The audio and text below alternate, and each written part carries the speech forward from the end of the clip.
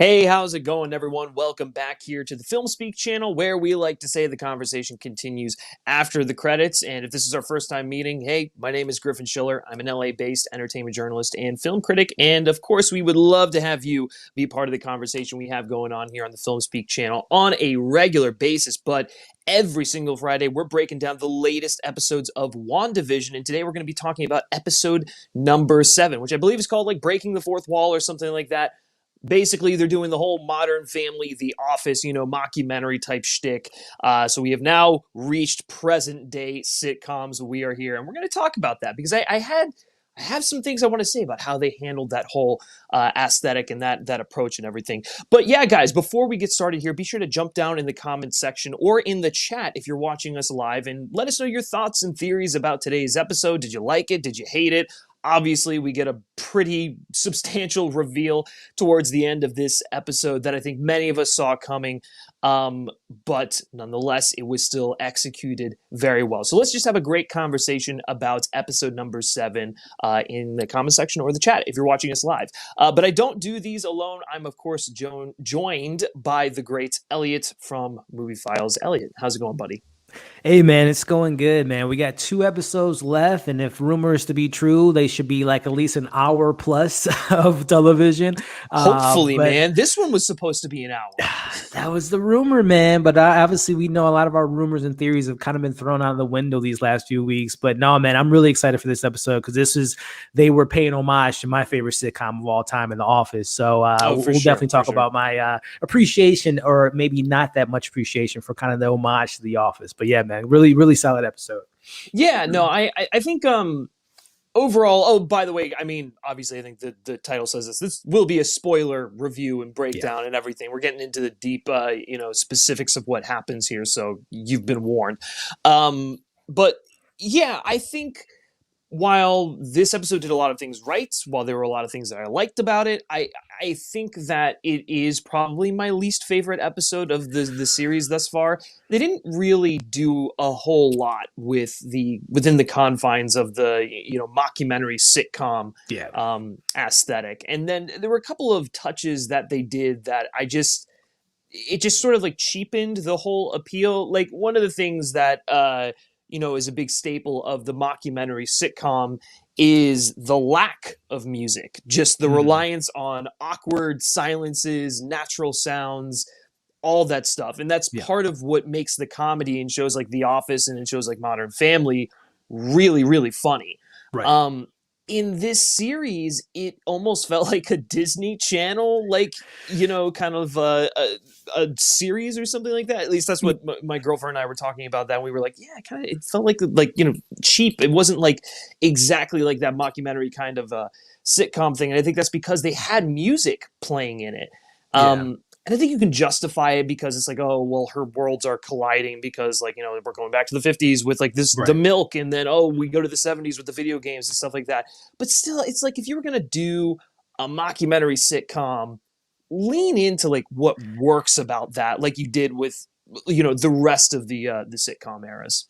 And to that point with breaking the fourth wall and the interview style and all that, my biggest issue with this episode was I've been digging Dorothy Lewis and her return to the MCU, but for whatever reason, for me, it felt like the Dorothy of the past. Her and Vision, for whatever reason, their back and forth, their chemistry, their lines, their dialogue just wasn't working for me. It was very slapsticky when they were leaving the circus, and obviously it's important details. Yeah. She was telling Vision exactly what's been going on or what happened to him, and going over Ultron and Tony Stark and all that. That was valuable information, but it wasn't working for me. It just really wasn't. It wasn't funny, man. Which is really disappointing because literally every other episode was hilarious. It had really smart dialogue and it was funny. And this one just it almost felt like they didn't really know what to do because we're sort of still living in that era. Yeah, very true. But I mean, again, the resources are right there. Just look at The Office, look at Modern Family, so on and so forth. Yeah. But speaking of The Office, we did get that intro, right? We got the Office theme intro with the Modern Family kind of font and everything. That was a nice touch that they actually basically used the theme. It was, and again, The Office is my favorite show of all time. So I was hoping for a little bit more of that Scranton vibe, but it was an interesting, showing Wanda, the created by Wanda, again alluding to her being responsible for all of this going on, which we'll talk a little bit about later. But yeah, like you said, man, I was just hoping for a little bit, as I mentioned last week, man. It would have been so meta to have, if again, rumors are to be said about Reed Richards potentially being the engineer and John Krasinski being an Office episode, or even having Jimmy Woo being more involved, since he was technically Jim in one episode of The Office, or some type of a little bit more. And also too, it was like a hinge of Arrested Development. I was hoping for just a little bit more acknowledgement of those shows that I love, Modern Family, The Office, and the rest of the development. Yeah, for sure. No, I definitely agree with that. And I think the other thing that maybe, caused me to like be a little bit more critical of that stuff was that the episode as a whole, it didn't quite do it for me. I think there were good moments, and like you mentioned like the Darcy and Vision sort of storyline that was going on there. That was probably my least favorite part of it, and you could definitely feel the episode dragging when it cut to them, which was really surprising given it's a 37-minute episode and 7 minutes of those are credits. But again, the comedy wasn't really working. They weren't really, it was sort of like they were just sort of like filling time whenever they cut back to them. But what I will say is that what I did like about those interactions is that we do learn, or Vision learns of all of the trauma that he and Wanda has gone through, and how his death has really affected her. And like just seeing him sort of like take all of that in and like take in his own existence, because he doesn't remember any of that, I thought was so powerful. And again, Paul Bettany really, I mean, he's excellent. Like to no one's surprise, he's really, really good. And he played those moments so subtly and so beautifully. So that was definitely, I mean, for the weakest part of the episode, that was a big, big highlight of just the entire, thing. I 100% agree with you there, especially not only acknowledging, why he, their relationship means so much to her, but also to Vision, man. I mean, it just really made me sympathize with this android, regarding hearing how he never really has free will. He was, Tony Stark's Jarvis for forever. He was created out of Ultron. He's now in this hex against his own will. So it just kind of, which would be a great character arc, him having his own path, if that's with Vision, that's with Wanda, if that means something else entirely. But it just really makes you kind of, again, sympathize for these two characters that are just so misunderstood, and they've come together to bond over their kind of loneliness and not having much control or tragedy. But again, I think, with how everything's playing out, I would love to see Vision have his own path that he's going to create if he makes it out of Westview. Yeah, I'm going to be honest. I think that Wanda's going to have to say goodbye to Vision at the end of this. Yeah. I mean, because like, what was it? Was it Paul Bettany who's saying the ending, or maybe it might have been Tiana Paris who's saying the very ending tragic of the show. And sad. Mm-hmm. Yeah, it's very tragic and very sad. And I feel like there are many things that could happen. I mean, obviously, maybe Wanda losing her kids to Agatha Harkness, or them going to Mephisto's realm, or something like that. I don't know, but like. That would be really sad. But what's going to hit the hardest? It's going to be if Wanda has to permanently say goodbye to Vision. 3 times now, by the way. Right. But like this one will be a case of like she has to willingly let him go. Right. And I think that's going to be the most powerful thing. And listen, it's going to suck because I don't want to say goodbye to Paul Bettany, especially when he's getting this this quality writing getting thrown at him and everything, and the characters really being explored in interesting ways.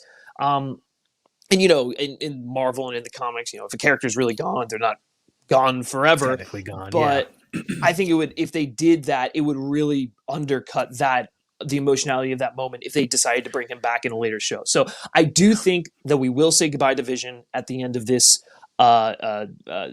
season and everything like that. And that's the big emotional moment that we're hinting towards. And I feel like his arc has been leading towards that. It's basically him becoming self-aware and saying like, Wanda, this isn't right. Like we're tampering with natural law here. And as much as you want me, it comes at a cost. I just really, and again, who knows what they'll do with the character. Again, many different, West Coast Avengers, all that different stuff with Vision. I would just really like to see him finally have the opportunity to make his own call, to have his own path, to live his own kind of life in a certain sense. If that is, again, with Wanda or without Wanda. But if it does come that this is the finale of that character, potentially, then it would be, justice for the character. But I just really would love to see a Vision being on his own for a little bit and not, always on the run or taking orders or not going, having his own will. And again, with the one scene that we got with Hayward in this episode, which again alludes to what were they doing with Vision's body for the last 5 years after Infinity War, getting his body from Wakanda. Again, we theorized about Ultron coming back in the mix, but it just makes you wonder again, what's the grand plan for Hayward and Vision and him following him and activating whatever they put in him or took out of him potentially. Yeah, that's a great segue into the stuff that happens outside of the Hex, which, again, it's fine. It furthers the plot and everything. I'm definitely more invested in everything that's going on inside the Hex. But Jimmy and Monica both learn about, what's going on with Hayward and like this Project Cataract and stuff like that. And so from the looks of it, it appears that they're trying to turn Vision into like an Ultron-like weapon again, which I think many of us sort of speculated was the case there. And obviously Hayward wants to go in, get his property out because it's their intergalactic savior or whatever. Which is really interesting. It's just it's fascinating to see how the world has changed, right? Like if you go back to Civil War, everyone was afraid of superheroes. They didn't know if they necessarily needed them. Even going back to as far as like Iron Man 2, where they aren't sure if, heroes should be allowed to operate and whatnot. And then obviously the events of Infinity War and Endgame and everything happened, and we cut to WandaVision, and they're trying to manufacture their own heroes to protect the planet because they're aware of the intergalactic threats. And I think that's a really interesting thing that I hope they explore more in either this show, in Captain Marvel 2, on wherever we're going to get it. But it definitely seems like Vision was the logical thing. It's like he's an ex-Avenger. He died. He's an android. We have his body. And so we're going to try and, weaponize him because that's what we do as this militaristic science division. It speaks to a lot of, with the unfortunate delays of Black Widow. I think that was going to be a subplot regarding what the Red Room, the continuation of different Black Widows, also with Falcon and Winter Soldier. Bucky and Sam were gone for 5 years. They have their own Captain America that they've created, whether that be Sokovia Accords or be General Ross or Sword. So there is a continuation of like, we've dealt with you guys as the Avengers and you kind of failed us. Half of mankind was decimated for 5 years. So let's kind of put the control in our own hands, which speaks to, again, the narrative of like the perspective of Hayward. We all think he's a Ultron-like character. He might be Ultron in disguise, but he's also a guy, like you mentioned, the world's different.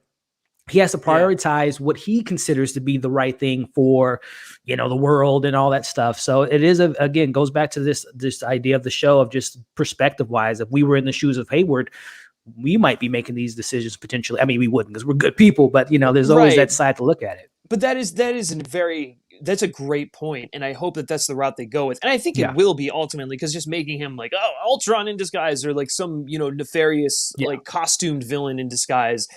It's like, okay, cool. This is cool fan service, but it doesn't really do anything from a thematic standpoint.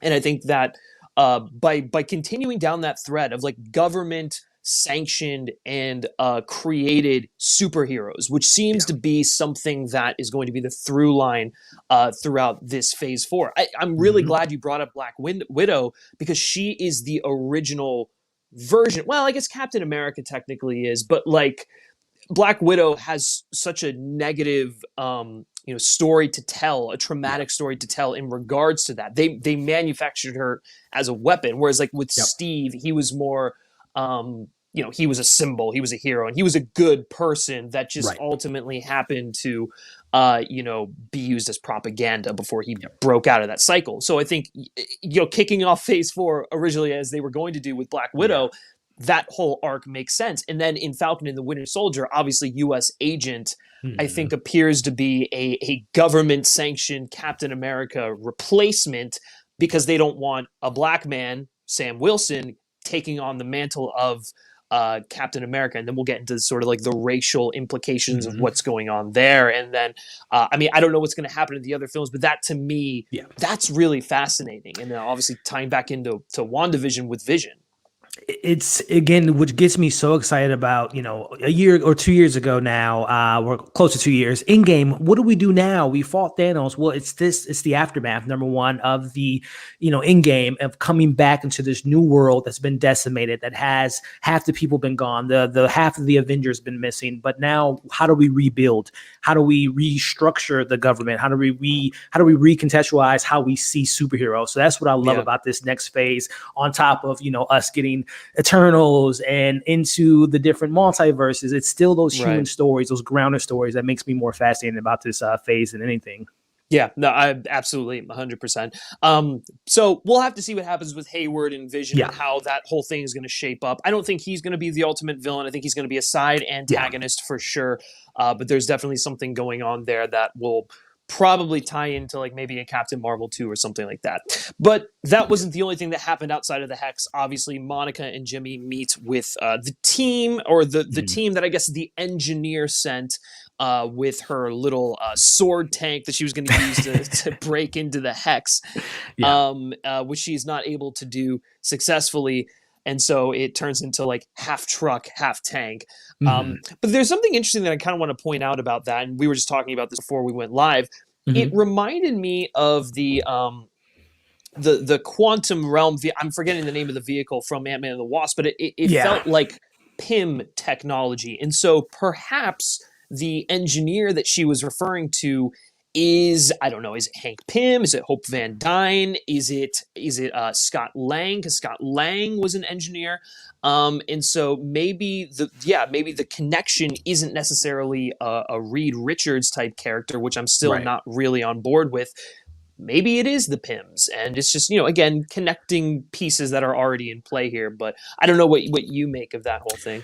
Yeah, that moment was, we were all kind of anticipating, we're going to finally figure out who it was that created this, which I still think they're going to probably hold off and leave that to maybe next week's post-credit or a finale moment in regards to who Monica's friend is. But I think, as you just mentioned, the Ant-Man connections really kind of make sense to me regarding how you said that, how it was structured, as well as, again, we don't really know who was the person behind the scenes that Sonny was working for in Ant-Man and the Wasp. There was this, he was getting all the quantum stuff. We don't know who the big boss was, if it was someone that has this underground thing going on, but in the daylight, he's a good guy. I don't know. It sounds like a Norman Osborn type of character there. But also, Jonathan Majors, man, that would be a great kind of intro into the MCU in regards to he has this kind of friendship with Monica Rambeau, and we kind of see that shift of him becoming a villain in Ant-Man Quantumanium. But yeah, I think this reveal that we're going to inevitably get will be, I don't think it's the Luke Skywalker reveal, but I think it's going to be a nice little stinger to kind of push us into another MCU movie in a couple years or so. But I'm really fascinated to know who that actual engineer is that built this machine. It could be, I mean, you go back to Ant-Man, I don't know what Casey Lang's been doing, but she has stature in the comics, and I know she's not an engineer or whatnot, but who knows? Maybe in the last 5 years she interned, and her dad was an Avenger. She has some connections there, so I mean there might be definitely some Ant-Man seeds that needs to be or being planted within this show. Yeah, I think that's a great point there. But yeah, I agree. I think it's more likely it'll be like a stinger, or like a post-credits, mid-credits scene, something like that. That to me sounds more likely than like a big reveal or whatever. Yeah. But then obviously after we get that whole thing, Monica pushes her way through the Hex and becomes Photon. Although we don't know for sure if she's going to go by that name, because I believe there's another name that there's like 30 of them. Yeah, there's Spectrum, there's Spectre, there's Captain Marvel. There's a lot of different mantras that she goes by, but I think with them showing Marie Rambeau's, Photon on the episode 4, I believe, I think that they might go with that Photon mantra just to kind of keep it clean and it's not confusing. Like, wait, there's another Captain Marvel, and also we'll see what name they might create their own name with this show, but we'll see. Yeah, for sure. And it was a nice touch to see her wearing like the same comic Yeah. colored Hmm. costume that she wears from the comics and everything. Love the And attention so to detail. Yeah. yeah, yeah, for sure. And it'll be obviously I think that's going to be a big thing that they explore in Captain Marvel too. But it Yeah. will be interesting to see how she, is grappling with her new powers and everything. Because she was ready to fight Wanda. She was ready to go. She was Hey going to man, fix superhero landing, superhero moment of kind of her origins of going through the hex and hearing her the dialogue that we got from Captain Marvel, her being like kind Yeah, of pushing this direction to be a hero because it's in her blood. So that was a really kind of I know I've read some people saying it's a little corny, they didn't really like the execution of it, but I thought it was pretty cool. And again, I think like you yeah, just alluded, we're gonna get more of her coming to her powers, dealing with her trauma, dealing with the beef right. with Captain Marvel and a Captain Marvel 2. Yeah, it was interesting. And I mean, I don't think that they alluded to the fact that she has a grasp on her powers because she doesn't even know what her powers are, but Right. it's like she Right. kind of did. And so I was like, Mhm. okay, you just got powers. Do you really know what you're doing? You're sort of just like a big, unhinged laser beam that's gonna like Yeah. point at something. So I don't know. That to me, I guess I'd have to rewatch the episode to see how she sort of How she approaches kinda that. yeah. But it was sort of more like her just like muscling her way through like a conflict with Wanda, who would have just Yeah. destroyed her. Oh, Um, yeah. but 100%. yeah, yeah, for sure. But I guess the main thing that we should talk about now is Agatha Harkness. We all know that she's Agatha Yes. Harkness now. We should talk about that reveal and everything that's going on with Wanda in Yeah. this episode. So obviously the big reveal, Agnes is shocker Agatha Harkness, which is just sort of like, well, why did you even make her name Agnes? At least like Yeah. make it a little bit of a challenge. Um, so, but they Yeah. listen. We all saw it coming. At least Yeah. those of us that are like big in deep into like theorizing and speculation and like what's gonna happen here and dissecting these episodes. And so I don't think it was a big surprise for a lot of people, though. I think that it will. Like, I don't think the fact that Kathryn Hahn's character is evil will be a surprise, and that she had because I feel like everyone was like, oh, she's got ulterior motives. There's something Yeah. going on with her, Nosy neighbor is what they right? in the press screenings, kind of alluding to, some different vibes from that character. Yeah. Right, but like, and so and just her getting the name Agatha Harkness, I don't think is going to mean much to your casual viewer. Right. Right. But it is sort of like a nice, just like, okay, we finally have that out in the open, so let's Yeah. sort of move on with that and see what's going to happen next. And the way in which they did it was so good. It was Agnes all along theme was it was great. It was so good. It makes me, and I'm so excited again with the announcement last week of the Marvel Studios assembled with them showing the makings of WandaVision, the behind the scenes. I want to hear the writers and the showrunner go into. Was it a big reveal for them? Did they kind of know, for the comic book fans, the MCU fans, did they kind of know who this character was? And it's not more so the reveal versus like what's the intentions of the character, which might be something that we learn, and which I think next week we talked about last week that I think we're going to get a flashback episode, if not like the entire, like not like an entire flashback, but like where Agatha comes from, her origins. Who is she maybe working for? Who controls her powers, things of that nature. So I think it wasn't necessarily like, okay, this is the big moment. It's just like, okay, now that we know this? Because you're so right, man. There's so many people that's probably watching this and been like, who's Agatha Harkness? Why do I care? More so than just like enjoying the character and enjoying Kathryn Hahn's performance. So I think it's going to be more or less like the reveal is what's the intentions of this character. Yeah, absolutely. And I think that's going to, if I don't know, at least for me, I would imagine that that's going to be the first thing that they tackle at the beginning of next week's episode. Yeah. Listen, we thought today's episode was going to be an hour long. It was only like 30 minutes long. Mm-hmm. I really hope that the next two episodes are like an hour each, because there is so much left here, and if this is going to be a single, limited series show, you got to wrap everything up. And so I really want those last two episodes to be an hour each in length. You and me both, man. But the other thing is like, we saw the set photos of Kathryn Hahn in her Salem witch trial garb, and so we know there's going to be a flashback. Yeah. I thought that was going to be what was going to happen at the end of this episode, but they had the little jingle, and so I'm assuming that that's going to happen next week and everything. But Yeah. and I obviously liked the way the reveal, and I told you this before we started, but I thought the reveal. It was sort of like a mixture of like the Mysterio reveal with like the Mandarin reveal, and I love that kind of stuff. I think it's like really fun and entertaining, especially with so many people who were just like, oh well, yeah, obviously no shit. But I guess the real question becomes, is Agnes or is Agatha the main villain of the series? Because I don't think she is. To me, that's kind of underwhelming. So to your point, Griff, the setup again, even knowing that was going to probably be the character, her reveal, the whole setup was just so well put together.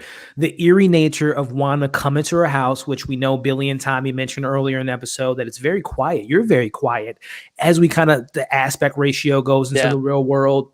Wanda walking down the basement, which gave me like Nightmare on Elm Street, Evil Dead vibes. And once she goes into that dungeon, man, I think, seeing her tell her who she is, that she's not the only woman in town with powers, which I think alludes to, if we are to follow witch lores and witch mythology, normally witches come in covens, so I am to assume that she has her own coven in Westview, a la Dottie, a la the kind of the meeting that they had in episode 2, I want to say, before the talent show. She had a group of women with her. Yeah, it could be her witch's coven, which speaks to, again, if we are to play with Marvel, how they play with comics in the MCU, if they were to do some kind of remix on her coming from New Salem in the comics, which is a safe haven for witches. She was burned on the trial. She had to go to another town, which might speak to Westview, her and Dottie and her coven. And then we have this Wanda figure that has a lot of powers and wants to maybe be, have her own coven to kind of adapt to. So there's a lot to be said about the motives behind Agatha Harkness. But I think more importantly, within that moment, we get the Book of Names, the Dark Hold book, which to me, when I saw that kind of orangish color around the book, made it to me seem like it wasn't Agatha that was controlling the book, or it wasn't Agatha who was the owner of this book. It might speak to, again, who's the head of the coven, or Mephisto or Nightmare, whatever the case may be. But listen, if they're witches, like witches in lore and mythology and who are evil traditionally worship the devil. And so I hate to keep churning out the Mephisto theory because it's become a meme at this point. Yes. But it really does make that possibility more likely. And then you pair that with what Paul Bettany has recently said, which is that like the person that is the big Luke Skywalker freak out reveal at the end is someone that Paul has wanted to work with his entire career. And there's, you can go back and find a bunch of interviews, which is like a bunch of people listed. But one of the names on there is Al Pacino. I'm just going to throw it out here because I don't think I've thrown it out here on one of the live shows, but I've been throwing this out there for a while. But Al Pacino was one of the people on that list. Now, Al Pacino actually met, I believe, with Marvel to talk about appearing in a role. Yeah, like it was a rumor, but I think there was like a little bit more substance behind it. But nothing confirmed for sure. And so knowing that Paul Bettany has always wanted to work with Al Pacino, knowing that he was a big influence on Paul Bettany, and given the comments, I think it's highly likely that if Mephisto does show up at the end of this show, which I think it might happen. I don't know. I'm not going to say probably, but I'm leaning towards it, that he will be played by Al Pacino. And that to me would be an unbelievable jaw-dropping moment there. Obviously, it would be great for everyone who's like, Mephisto is the villain, but like also to see Al Pacino play the devil, which is something that he's already kind of done in his career. Oh my God. Like that would be incredible. You'd get the comic fans, you'd get the people who just like love movies and know Al Pacino. It's just, it seems too good to be true, and so it might be. But also, there's a lot that's sort of like hinting at that being a possibility. Yeah, hey man, Al Pacino is one of the greatest, which would be so awesome if he does take the role. And I would love to see Martin Scorsese's comments on Al Pacino being in the MCU. But You just hit the nail on the head, man. He's played a devil before in Devil's Advocate, who happens to star Keanu Reeves, who, there's been a lot of rumors of him being maybe, Ghost Rider, which would be a great tie around with Mephisto and Ghost Rider, him creating him and them having a history together, which would be great. But yeah, I think Mephisto is leading towards that way, man. That would be such a great moment for Paul Bettany and such a great moment for the show. And I don't know what it would mean for future Al Pacino roles, because I think the rumor was for a bit that he was I think James Gunn wanted him in a Guardians cameo of some sorts, but things didn't work out scheduling wise, or they wanted to use him for another character. So it would be interesting to see if he is to come in as the Ralph character, being married to Agatha Harkness, but he has a different appearance when we see him in Doctor Strange potentially, which speaks again to Into the Multiverse. How this connects to the greater good is, that book, the Book of Knowledge. Where did they attain that book from? As we were talking offline, which the only confirmed villain for Doctor Strange 2 is Chiwetel Ejiofor's character, which we know Doctor Strange, the Sorcerer Supreme, he was gone for 5 years. So all artifacts, books might have been auctioned off while he was gone. And, Baron Immortal, I think his name was, maybe he made a deal with Agatha, with Dottie, with Mephisto to, hey, I'll give you this in exchange for wiping out all sorcerers, as we know he doesn't want any more magic being used. So I don't know, man. All the lines are starting to come together. The dots are lining up to a Mephisto cameo being a big one. And if it's Al Pacino, she got a great ass. That would be great, man. I'd love to see it. Yeah, absolutely.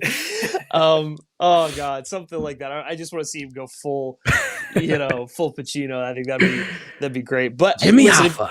If you get someone like that too, you probably get him for like a few movies. And so like I think he makes his first appearance in WandaVision, and then I think something that I've been saying for a long time is I think like maybe he is the big villain of Multiverse of Madness, and like Baron Mordo is sort of like a Loki kind of character that's fueling his fire, for lack of a better phrase, and everything. And so I don't know, again, like new theories about Mephisto pop up like every other hour, so this is probably all inaccurate, but I do believe that whoever this big character is that's coming in at the end, it will be played by Al Pacino. That to me sounds pretty awesome, pretty sound to me. That would be awesome, man. And to be fair too, I guess with Disney, and again, we always say Disney doesn't go the extra mile. They can't go to a devil of the MCU. If they were to do like an amalgamation of Nightmare / Mephisto-ish type of characteristics, I can see them doing that as well, because it is still Disney Plus, and the mention of a devil-like character, I don't know if they want to push that envelope. I mean, not saying that they wouldn't, but again, I can see them kind of making Nightmare and Mephisto kind of one and the same character potentially. Yeah, I think that's probably something like that could definitely happen. Well, and also, okay, their loophole is that his name is Mephisto and he's not the devil. So right. But something else that's interesting to bring up regarding the book is that in now, granted, this show is not in no way tied to the MCU or whatnot, because Kevin Feige was not involved. But it is important to bring up that the book, what was the name of the book again? It was like the Dark Hold. The Dark Hold, Like, Agents of S.H.I.E.L.D. was like a big storyline for a bit, Yeah, that's how Ghost Rider came to be in that show. And so obviously with the introduction of book in this, I don't think there's going to be a tie-in or overlap or anything like that with Agents of S.H.I.E.L.D. But knowing what that book does, this could pave the way for Ghost Rider and whether it's Johnny Blaze or Robbie Reyes, I believe is that his name, right? I think whoever they want to go with, that's an interesting way to sort of introduce that character. Exactly. And so again, the possibilities are really endless here, and I think WandaVision is just sort of like opening the door to so many of them. Something that I wanted to mention to you, man, and we talked about it a couple weeks ago on one of the earlier reviews, is the whole idea that our MCU, our timeline, it's all disrupted because there's no Infinity Stones in this timeline, which means reality has been essentially broken in a certain extent, which brings me to just like, do we see this show reintroducing Infinity Stones in some capacity? Whether it is, I don't know, Wanda creating the Infinity Stones, we know she can destroy them. Can she bring them back?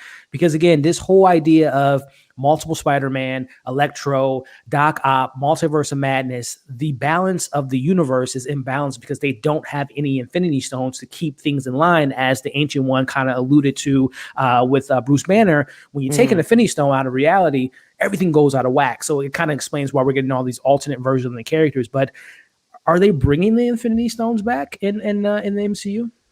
I don't know. I think maybe it'll be up to our heroes to restore balance without the Infinity Stones. You can't just rely on these MacGuffins, for lack of a better word, to like put your world back in order. Like you have to. You made the mess. It had to be done. So now you got to clean it up, and I think that's a lot of what some of this stuff some of the stuff is going to happen in this phase 4. Tony Stark said it in Endgame, man. Time bites you in the ass. When you mess with time, it comes back to come back at you. So I think, again, just speaking to Endgame and Infinity War, the impact it'll have on phase 4. Again, having the Infinity Stones missing from your universe is definitely going to, like I said, kind of disrupt some things, and you might welcome in some people that would see a vulnerable Earth like a Galactus or whatnot for a phase 5. So yeah. Dude, give me Galactus, man. I want Galactus in one of these days. He was done so dirty in Rise of the Silver Surfer. It was how do you mess that up? Anyways, going back to WandaVision and everything. So with the reveal of Agatha Harkness, we realize that she is sort of manipulating everything. She's the one who brought back Pietro. Yep. Obviously, he's not really Pietro. Who is he? We still don't know. Obviously, with the mid-credit scene, Snooper's going to snoop or whatever. Great line, super funny. But he is, like, alive. And so it's not just, like, this fake thing that Agatha is puppeting. So who is he? Mephisto, Nightmare, the theories fucking continue. We don't know. But I assume we'll probably find out next episode. I can't wait to Vision.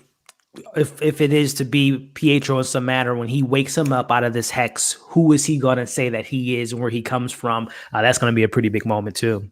To say, where have I been? Sure. Where's Professor X? That would be the moment. Right. That's what's going to be what happened. The X-Men are here, folks. No, I think that's a little far-fetched.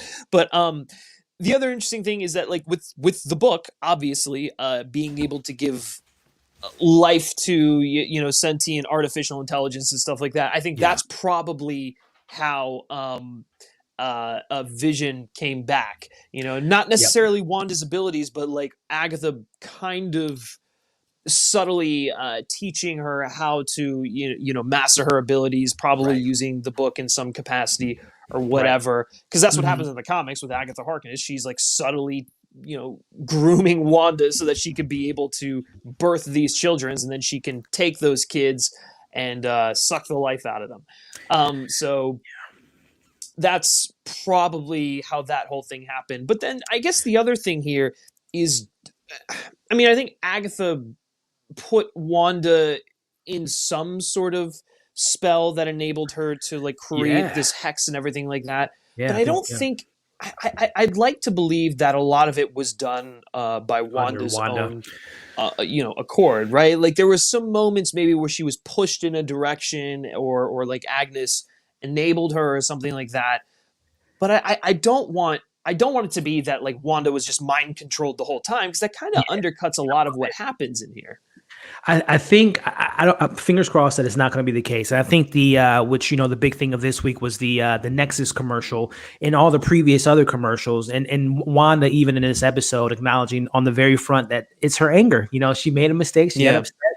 The hex expanded. So I think there is going to be a reveal that it was, if it's not 50-50, it was 60-40, 75, 25, Wanda being somewhat responsible for the motives, Agatha Harkness being as the Joker says, pushing her to, going to what we see here. But I think the commercial this week was something that really kind of speaks into, again, the Nexus antidepressant. You feel alone, you feel, but hey, take this pill and you can create your own reality. I think that speaks to however the pitch was from Agatha. Hey, you're a witch. I can teach you how to harness your powers. I can bring back your husband. You want to have kids?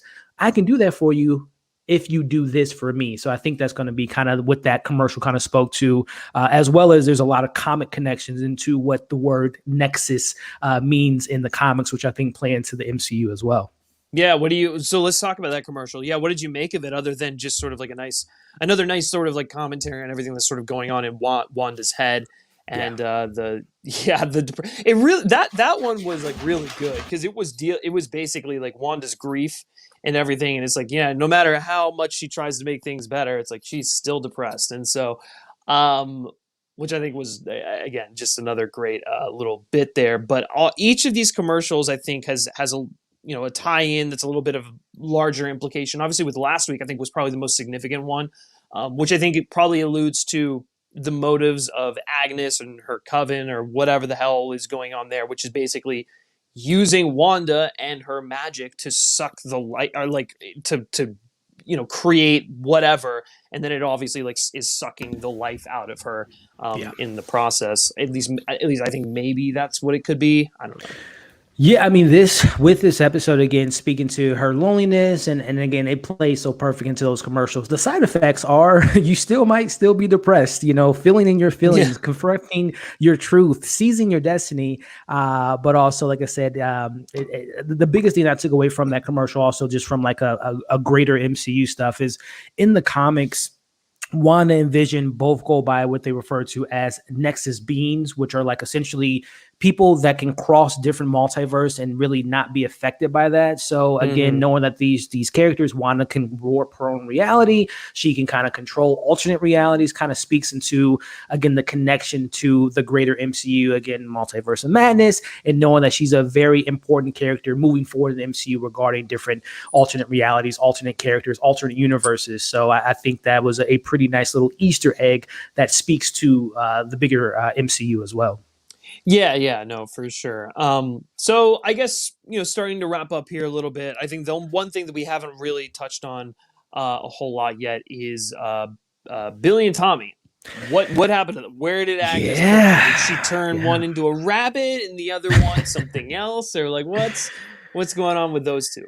Yeah, man. This episode, there's a running theme about, for the kids, the Halloween special, the commercial last week with the kid starving, but also there was a kid that was on the milk carton that showed there was a kid missing. The missing kid, yeah. So there is some type of undertone of again feeding children to something bigger and bad to keep it alive.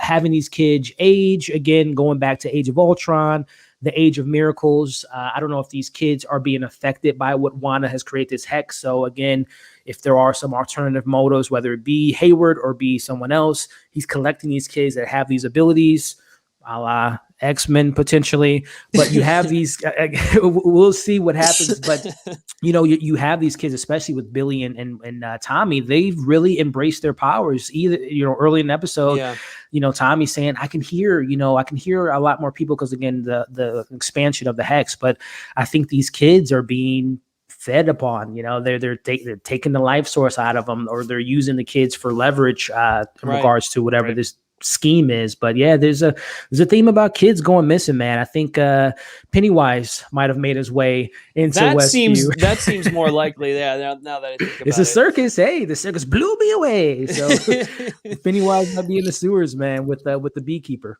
Yeah, there we go. The beekeeper's behind it all.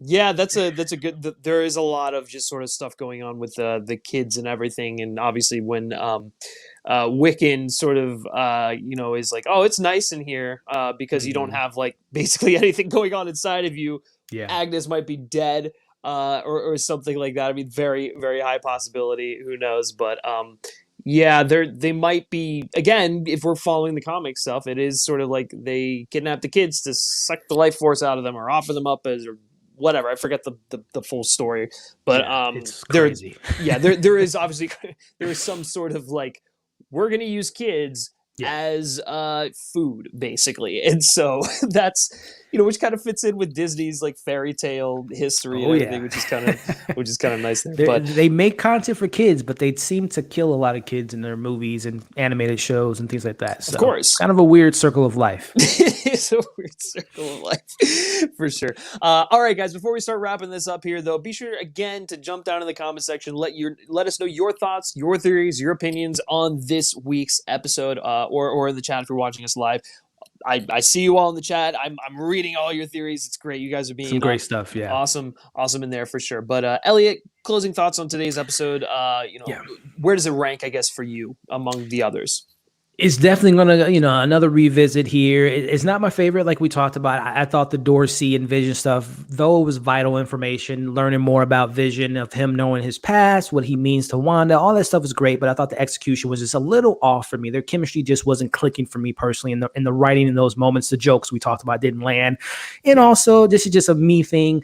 I love The Office. I just wanted a little bit more of the Office undertone with the sitcom vibe, which they didn't give us, but it's fine. I am to assume this was the last sitcom episode that we're going to get of WandaVision. Right. I think moving forward, again, we talked about it. I think we're going to get that flashback of the origins of Agatha Harkness, potentially Dottie, the mailman, who the hell is Ralph, the real identity of Petro, as well as that engineer. So I don't know if we're going to get all those answers next week, but I definitely feel like we're going to get a flashback episode. And I also think the flashback will include Wanda's perspective of saving Vision from being experimented on, being weaponized, and seeing why she took him out of the Hex, because he was going to be the next Ultron potentially. So I think that's going to be next week's episode, a little bit of flashback with some present day stuff.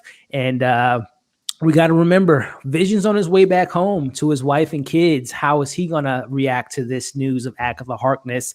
And as well as Monica Rambeau, as that post-credit scene alludes to, we assume that Pietro is under the Hex or under the control, but maybe he's, maybe Vision was the one that made him go over there. He snapped, Pietro out of it, and Vision, Pietro, and Monica versus Al Pacino, or, like I said, Pennywise, Pennywise coming into the mix. That would be so great. Al Pacino's Mephisto, Bill Skarsgård as Nightmare. Sign me up. Disney Plus. Let's do it. Yeah, for sure. That's Bill Skarsgård as Nightmare and Al Pacino as Mephisto. That's the show that I want to see. Just like a buddy cop comedy, come on, something of that nature. Basically, like that Good Omens show on Amazon Prime. That'd be great. Yeah, I'm with you, man. This one, it wasn't my favorite. It's probably it might be my least favorite, or at least bottom two. Not because it's bad or anything. It was just sort of like.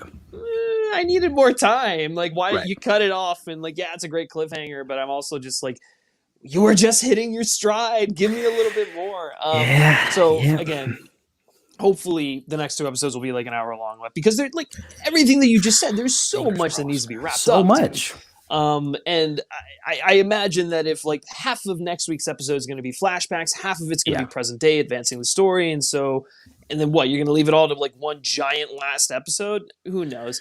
But ultimately, the reveals were great. Kathryn Hahn was so good in this episode. Even in like the moments where she wasn't like, I'm Agatha Harkness, the parts where she was like, don't worry, kids, I don't bite. And then it cuts to the other thing. She's I did bite a kid once. Like, hey man, we take that as a funny line, but we talk about these kids going missing. Oh, for sure. Like I definitely, kids, witches, and what's the Disney movie that they're doing in a couple years? The sequel. I'm slipping my mind right now. Hocus Pocus, yeah, they eat kids, and witches like kids. So hey, no, I agree. I mean, listen, I think you could definitely read more into that. She's definitely like eating kids, dark like that. But listen, it's a great. It definitely felt like the first chapter of the third act. And so obviously in the next two chapters we'll get more and more. But gotta love the show, man. Gotta love WandaVision. But guys, number one show in the world. Oh, yeah. Oh, of course. It is the most watched. I mean, what is everyone else watching? There's nothing else on except WandaVision. Exactly. But guys, the most important thing is for you all to like this video, share with your friends, and subscribe to the FilmSpeak channel so you don't miss out on more Friday live streams breaking down the latest episodes of WandaVision. Can't wait to do it again next week. It's going to be great. But Elliott, thank you so much for joining me. Where can everyone find you? Yeah, man, this is my favorite day of the week is coming here on FilmSpeak talking about WandaVision with you, man. So, yeah, guys, you can find me here on YouTube at Movie Files discussing things like WandaVision, discussing new movies and things of that nature. So check me out there. And then on social media accounts, Movie Files Live on Twitter and Movie Files on Instagram. Yeah, and again, tune into his live show tomorrow, where they go like super in depth on WandaVision, but then also break down the latest MCU news and all that good stuff. It's always a good time on Movie Files. But guys, yeah, again, be sure to let us know your thoughts and opinions on WandaVision episode 7 in the comments section below. If you like me specifically and you like what I had to say, you can give me a follow on Twitter at Griff Schiller. All right, guys, that's going to do it for this review, breakdown, and recap of WandaVision episode number 7. We'll catch you back here for episode number 8 next week. But until then, take care.